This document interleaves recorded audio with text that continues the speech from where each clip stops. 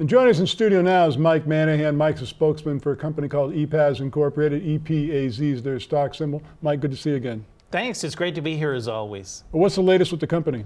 Well, the company is still focusing on Zenapay. That's its new platform that it is in development right now, beta testing, that is going to allow for customers to pay for their marijuana purchases without having to pay cash. Because the situation now, even though in many states, I think it's now almost a majority of the states, there's some form of legalized marijuana available for sale, medical reasons or recreational reasons.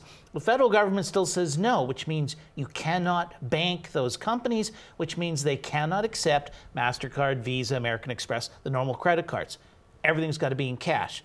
Zenapay is a platform that will allow customers to pay for their marijuana purchases, but without using cash. And it's basically the loophole here is they're using Bitcoin. That's exactly the loophole. I hate to say loophole, but yeah, they're using Bitcoin. Basically what you would do as a customer, you would purchase some Bitcoins through the Zenapay app, and then you would use the Bitcoins to purchase your marijuana.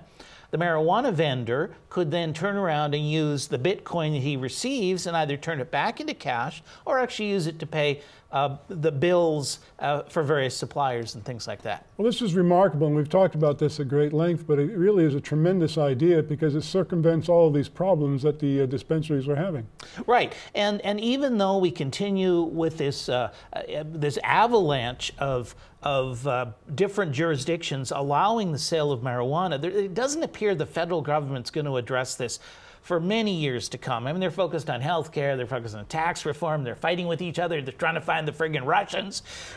So this is a real opportunity because right now, just as it stands right now, this industry is a multi-billion-dollar industry. And Zenapay platform, it will be like a credit card company. We will get a small transaction fee for every single transaction that goes through the system. Well, the state governments have jumped all over this cannabis industry because they can smell the revenue. When politicians smell revenue, things happen. But like you said, it's going to be moving very slowly through the federal government. Right. Oh, I think the state politicians, they've already got the money allocated and spent. They're just figuring out how to collect it. That's what's happening right now. Well, it's like Ronald Reagan once famously said, governments don't tax for what they need, they find need for what they get. Exactly.